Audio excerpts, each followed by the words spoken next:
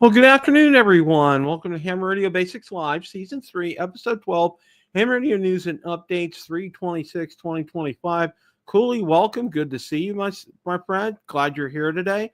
Got some things I wanted to share. I wanted to get some terminology out there, and one of the things I want to do each week now is put some pieces together from ham radio terminology and get that out there so you guys can have that for a handy reference. And our good friend Mike K at MRD, I love his channel. He does it really well. He does a great job on that. Talked about antennas, antenna tuners, resonant antenna. And the first thing, what I really kind of wanted to start off with, one of the first things wanted to talk about was what a resonant antenna was. And so I thought, what better tool to use than ChatGPT? Because there's a million definitions out there, and it really does take the best. And I really like this definition. I'm going to read it through for you guys. In ham radio, a resonant antenna is an antenna that is naturally tuned to the frequency at which it is operating, meaning its impedance is purely resistive with little or no reactance. This occurs when the antenna's electrical length matches a multiple of the operating wavelength, such as half wave or quarter wave. Why resonance matters. A resonant antenna efficiently transforms power between the transmitter and the antenna with minimal losses and reflections. This results in low SWR, typically close to 1-to-1 at resonance, effective radiation. More of the transmitted power is radiated rather than lost as heat or reflected back to the transmitter, and minimal need for a matching network. Unlike non-resonant antennas, which may require an antenna tuner or impedance matching network, resonant antennas usually require little or no tuning. Examples of resonant antennas: half-wave dipole, a classic resonant antenna where each leg is a quarter wavelength long, quarter wave vertical, a vertical antenna that is resonant when its length is a quarter wavelength above a good ground plane. Yuta antenna, okay. The driven element is typically a resonant half-wave dipole. If the antenna is non-resonant, it may still be used effectively with an antenna tuner to match the impedance, though efficiency may be reduced to losses. This is a good thing to get out there because I think, so many of us really, especially for new hams. This is one of the things I want to do. I do get a lot of new hams come to my channel because of the title, and I want to make sure that obviously they have to study for their exams for technician, general, and extra. One of the things I want to do is I want to try to explain some things and help give them a good foundation. Now, I did several videos on that, and I'm going to put a series together based on those early videos that I did that did real well, so people can have some type of a point of reference and a framework to go by. And I thought, what better way to start? Mike really kind of prompted me here with resonant antennas and what a resonant antenna is, because, you'll typically get the answer, sad hams mostly, so you don't need a tuner. All you need is a resonant antenna. It's like, they'll bark that back to you, and poor new hams out there, they run into some of these sad hams and they get a real sour experience. And that's why I try to make it so, when I see hams that have questions out there and they're getting pounded by like a sad ham or something, I'll jump right in. And I'm real quick to do that. I'm quick to do that either on Twitter or out on some of the groups. Most of the groups that I'm a part of, people do a really good job. The admins do a real good job of policing the groups and really kind of keep the sad hams to a minimum.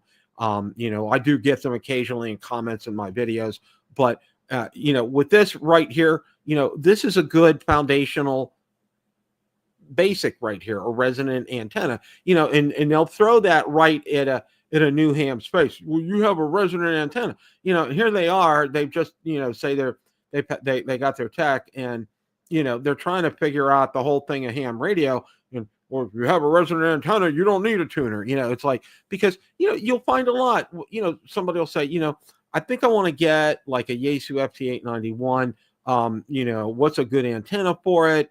And, the ball starts rolling with something like that. And the next kind of question and the next thing that really kind of pops up is, antenna tuner. Okay. Now, terminology here can be kind of misleading. Okay. Because when you think of the word tuner, you think to tune in. Okay. All right. Again, I went out to Chat GPT to get this definition out there, and I think it's really good. And I think I do want to go over that. Justin, good afternoon. Oh, sorry to hear that. It's in the upper 70s here. We're getting some really nice weather. The weather's finally starting to turn down here for us in Florida and not be windy. It was very windy earlier this week. What is an antenna tuner in ham radio?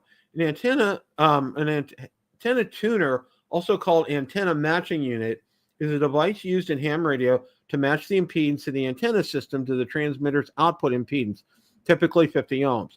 It helps ensure efficient power transfer and protects the transmitter from excessive signal reflection. What function does an antenna tuner serve? Okay, one, impedance matching. The antenna is not resident at the operating frequency, and impedance may differ from 50 ohms. The tuner adjusts the impedance seen by the transmitter, making it appear as a good match. 2, reduces SWR. A high SWR can cause power to be reflected back to the transmitter, potentially damaging the finals output stage. A tuner reduces SWR at the transmitter end. 3, allows multi-band operation. A non-resonant antenna, a long wire GSRV, can be used across multiple bands by adjusting the tuner instead of physically modifying the antenna. 4, maximize power transfer. With a good impedance match, more power is radiated by the antenna rather than lost as heat in the feed line. And I think a lot of people, that's so important because, you'll get a lot of hams out there, especially new ones, they'll get like an SWR meter. The name of the one popular one really escapes me, but they'll get that. They'll obviously, the lower you get, the better. But, it really, in terms, everybody, wants to get that down. But this is the key right here, okay? Because, you're trying to bust out and make some contacts, especially DX contacts. And when you're doing that, you need, even with 100 watts, okay? If you don't have your antenna's not tuned, okay, you're going to lose, a lot of that power is going to be lost, all right? And you're going to have trouble making contacts in your own country, let alone across the ocean. All right. And this is some of the reasons, this is some of the logic, or I don't want to say logic. This is some of the science, if you will, behind an antenna tuner here. What an antenna tuner does not do. Okay. And this is important too. It does not physically tune the antenna itself. It only makes the transmitter see a 50 ohm load. The antenna may still be inefficient, and that's very likely. Okay, that's very, very likely out there. Okay, and the second one, it does not improve radiation efficiency if the antenna is poorly designed or significantly mismatched. Okay, and you can get that. That can happen. Even antennas that you've been using for a while, say like you have a permanent antenna out there, things can happen with those. So that's why you need to get out there and you need to check. Whether it's resonant or not, especially, some of these guys that have these 50-foot towers, you got to check this. I mean, this is something that I would think you would want to do on a weekly basis for if you have a permanent antenna permanent tower or a permanent antenna outside. You want to check this every week. You want to check that SWR and all the bands and take a look at it and see what it is here. Now, types of antenna tuners. Manual tuners requires the operator to adjust capacitors and inductors for the best match. Automatic tuners uses microprocessors to quickly adjust settings for optimal match. Built-in tuners. Some modern transceivers include internal tuners for slight mismatches, up to 3-to-1 SWR. A well-matched system with an antenna tuner more flexible and effective, allows for more flexible and effective ham radio operation, especially when using random wire antennas or non-resonant dipoles across multiple bands. There are a whole host of tuners out there, okay? And one of the names of one of the companies just escapes me, but it's a 3-letter acronym. I forget it. But I have one of them, and it does a fantastic job. And I got from the same company. I got one for my IC705, and it does a fantastic job. But a lot of times I find when I'm setting up, for example, I'm setting up my Chameleon MPass 2.0. Alan, welcome. Yeah, a tuner than not, even with a resonant antenna. Yeah, you know what, Alan? I'm kind of the same way too. That's a really good point. I think it's great when you get it resonant and you go out there and you're looking at your SWR and it looks really good. Okay, but you know what? It's that I call it extra added insurance just for me, and I agree with you. It gives me a peace of mind when I go out there. Especially okay, because I have a real passion. I think you guys know my real passion is QRP. I really love QRP. I love my 705. I can hardly wait till the new Yaesu comes out because I'm interested to see how that's going to perform as well. But you really need to, especially with QRP, you really need to hone this down to a science and make sure that you have have both a resonant antenna and that you have an efficient tuner as well too. And I think that's so key, especially when you're trying to make contacts like on the 705, especially if you're going really low power, like 5 watts. Yeah, you need everything that you can. You need to have all that in your arsenal to be able to make those kind of contacts there. So, that's kind of where we're at with that. Now, one of the other things, going to switch gears here a little bit. This has been such a super hot topic that I really wanted to spend a little bit more time on this. Hey, Andy, welcome. Thanks for stopping by this afternoon. Glad to see you. I wanted to spend some time on this FCC deregulation because I think a lot of people. Now, I'm going to recommend Jason Ham Radio 2.0 put out an excellent video on this if you get a chance to watch this. But what I wanted to do was to get this information out there. And I think, there's been a lot of discussion and a lot of conversation about this. And yeah, I love how these slideshows work from Canva. Okay. What I want to do is go over what they're referring to with this FCC deregulation, because I think a lot of people aren't really up on it. So let's go. Let me dive into this here. The FCC deregulation efforts proposed during the Trump administration primarily focused on commercial telecommunications, broadband expansion, and reducing regulatory burdens on businesses. However, there was no direct impact on amateur radio licensing, spectrum allocation, or operating privileges. That said, deregulation efforts could have indirect effects on amateur radio in areas such as 1. Tower and zoning regulation. Efforts to streamline regulations for broadband infrastructure like 5G might have influenced local zoning laws, potentially making it easier or harder for amateur radio operators to install antennas. 2. Spectrum reallocation. The FCC has been repurposing portions of this radio spectrum for commercial use, 5G and broadband. While no major amateur radio bands were taken during the period, there was ongoing concern about potential loss of secondary allocations. Mark that. We're going to come back to that here when I'm done reading. License fees. In 2020, under FCC rule changes, a $35 application fee was introduced for amateur radio licenses, new, renewal, and vanity call signs. This was part of a broader push for the FCC to recover administrative costs, which is fine. Okay, that's something I know a lot of hams out there were screaming bloody murder on this. But you know what? If you're in this hobby, you're going to have to break open that wallet and that piggy bank sometime. Okay, you have to spend money in order to keep this hobby going well. Okay, reduce FCC oversight. With deregulation, enforcement of rules such as interference complaints might receive less priority, potentially affecting the amateur radio community's ability to resolve issues with unlicensed operators or RF interference. Overall, while amateur radio is not a major focus of deregulation, changes in FCC policies and spectrum management could have long-term effects on the hobby. Okay, this was well done. ChatGPT did a great job on this. And one of the things that I wanted to talk about here, I want to spend a moment on, is the spectrum reallocation. All right. Everybody, ARRL, people have really strong opinions about ARRL. But, and I will say this, it needs a lot of work. Okay. I will say that. But at its basic core, it provides a lot of useful services, especially to new hams. Okay.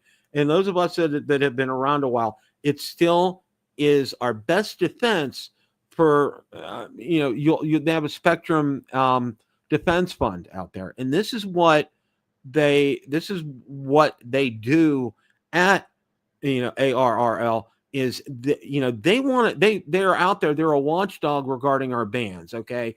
And, we don't want anything taken away. Obviously, we'd love to get more, but we don't want anything taken away. And this is something that ARRL does. And I think it's one of the things that they do well. There's a lot of things they need to clean up. Okay. I'm not, putting a gold crown on their head, but that's something that they do. They're an advocate for us on that. If you can, chip in 10 or 15 bucks for that. Okay. It's going to help. It's going to make a difference. You want to have access to the bands. I became an extra because I wanted access to everything. All right. I don't want to see things taken away. So this is a good thing. This is some good information here. And I think this is something to take to heart. But, kind of bookmark this and keep this handy. Basically, everybody was kind of blowing this out of proportion, saying they're going to take away licensing. They're going to, you won't have to pass an exam. It'll be like CB radio now. And, I heard a lot of it. Okay. Just from the ham radio community in general, not sad hams here, but, I'm hearing like, oh, it's going to be doom and gloom and all this kind of stuff. Well, no, it's not going to be doom and gloom. And you can see right here, there's some things. It's always good to be watchful of what's going on with this. And I think, again, I'll point back to ARRL. They are supposed to be our watchdog about this. So, engage with them, communicate with them. There's ways to communicate with them, express your concerns about things like this with them. It's good.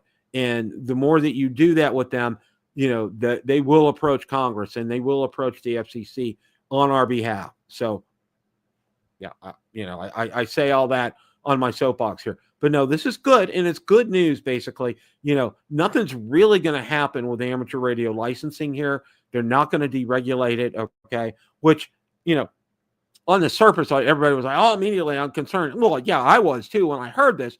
And one of the things that I wanted to make sure with this was that, we're still going to have to, take our, you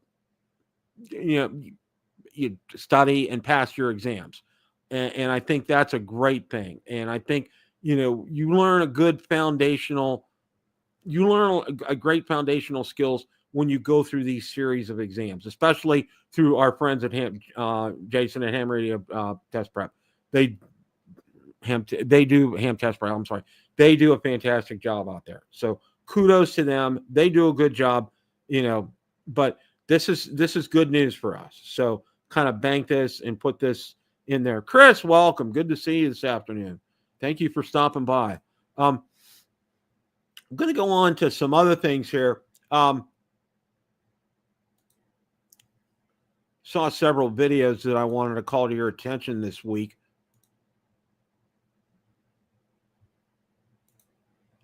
There we go. Okay. All right. Let's go down here. Okay. Walt had a really good video on the Malahit DS P2 SDR radio, and go and check this video out. It is such a cool device. I didn't know it could do all that it did, and Walt just barely kind of scratched the surface with it. It really has a ton of features. It has CW decoder, FT8. I mean, wow, it is really kind of loaded for. You get a lot of bang for the buck with this, and he did a good demo video. So go out there and watch it. It's available on Radio Oddity. If you're interested, go and check that out. I know Walt posted a link in his video for that. But yeah, it's really kind of one of the ones I think you should go out and check. I really like it, and it's on my wish list for probably for Christmas this year, or maybe my birthday. Who knows? Okay. Steve put out a great video. There's some great deals going on out there right now. Retivus, or however you pronounce it. They're having a sale going on right now, and he put out a good video about that. So I think that's something you probably want to go ahead and check out here. Yeah, it's Walt's week, and I'm sorry. He put out another great video here. he put together a complete ham radio HF portable setup for under $300 from Amazon. And it was amazing what he did because, as you know, he travels every other weekend. You know, he's working right now up in Providence, Rhode Island, and he lives in Virginia. So he wants to commute back on every other weekend to go spend some time with his wife because he's going to be up there long term. He said it's a long-term project that he's going to be on. So, you know, he likes to keep what he carries to a minimum. You know, he has clothes at both locations, obviously, so he doesn't have to travel. He can travel fairly light. But one of the things, obviously, you know, he's a ham radio enthusiast. He came up with a great idea. And all this, I believe, everything that he shows you on there, you were able to purchase on Amazon for $300. I mean, it's pretty good what he's able to do there. And you definitely want to take a look at it. I mean, you know, if you want to travel and you're licensed ham, this is the best. It's fantastic. It really is, and it's a great kit that he put together. So something I would definitely recommend for you guys to take a look at. Yeah, it is, Andy. I agree. I agree. Okay. Found a new channel here. Forget why.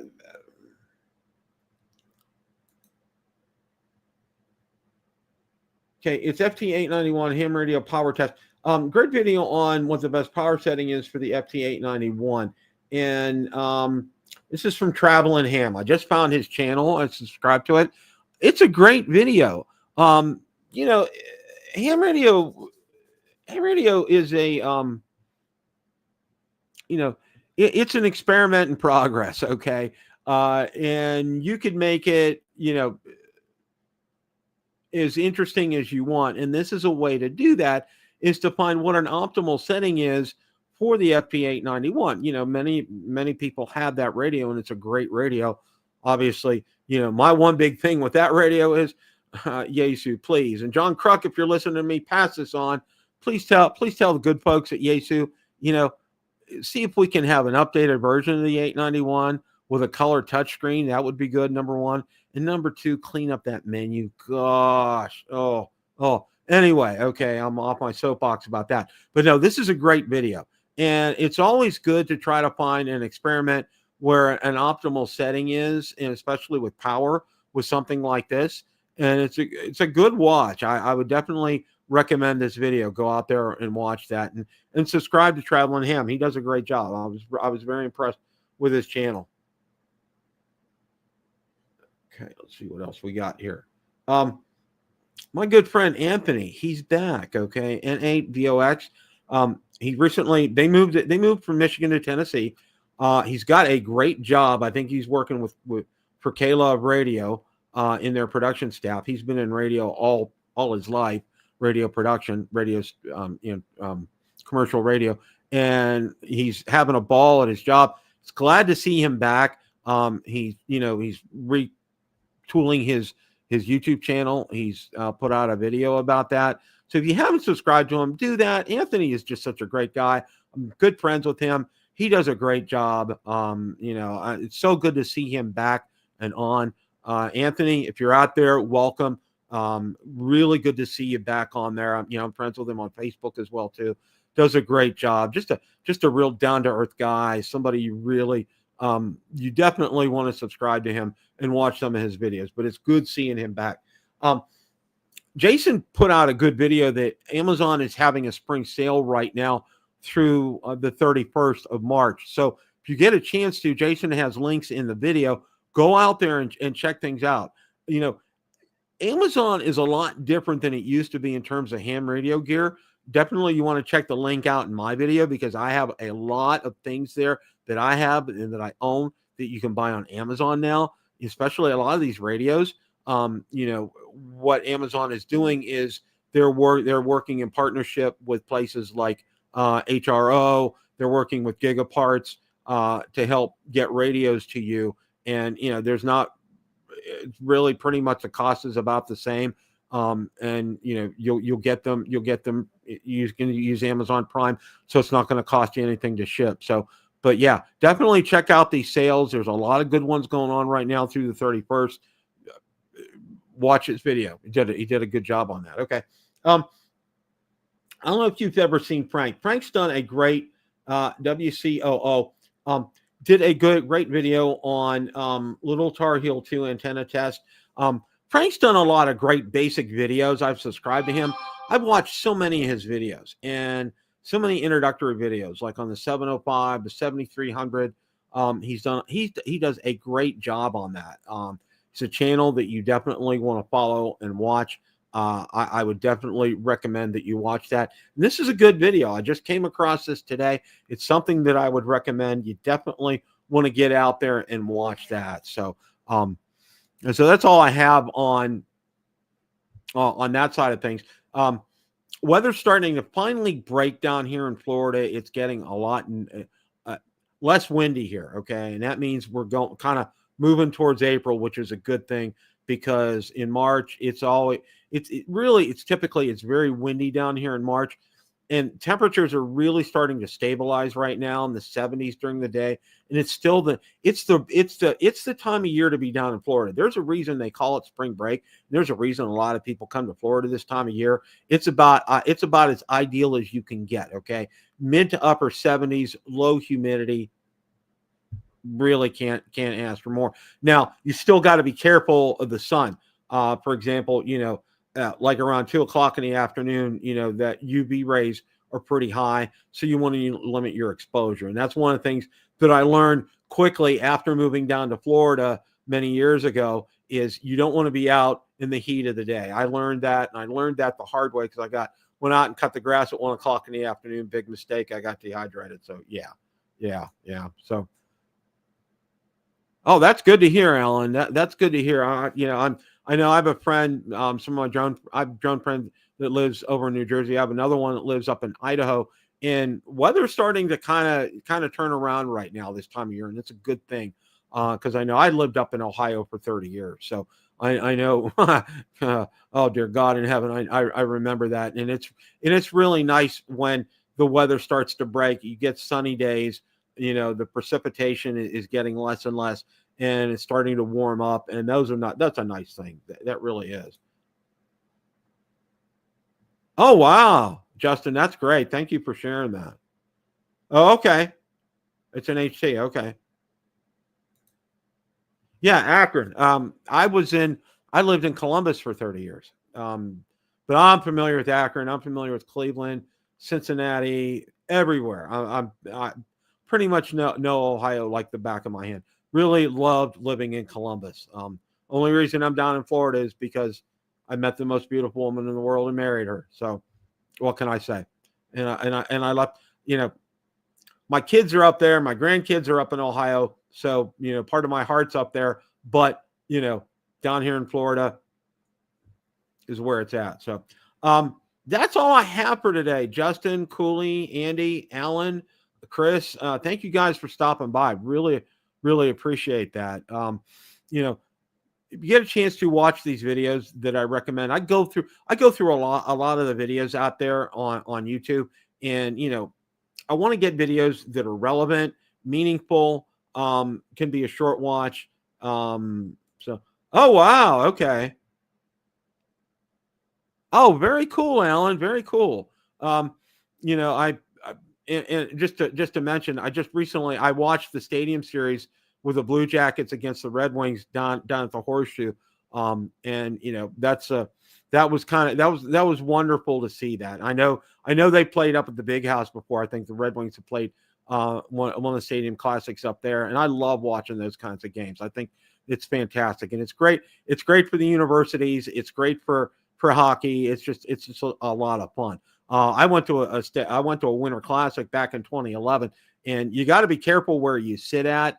If you sit too low, you got to watch the scoreboard, because you're not going to be able to see anything. If you sit too high, everything's going to be like, they're going to be like small stick figures. But those are fun games to go to. It is a lot of fun, and they're enjoyable. And yeah, no, it was very heated. It was like, they said one of the days to avoid on campus at Ohio State was whenever they were playing Michigan. either win or lose. You just didn't want to be on campus that day. It was just not a good day. So, but I'm just kind of teasing, but no, everybody is healthy and enthusiastic about that. And that's always a good thing. And, I love Columbus. I miss it a great deal. I wish I was, well, we go up there at least once or if not twice a year to see my kids and the grandkids. So, so looking forward to that. We're going to head up there, I think, in the summer to celebrate my older granddaughter's birthday. So hope you guys have a great rest of your evening, a great rest of your week, and take care and make sure you guys, 7-3s to everybody. And it's always a great day to make a QSO. 7-3s, everybody. Take care.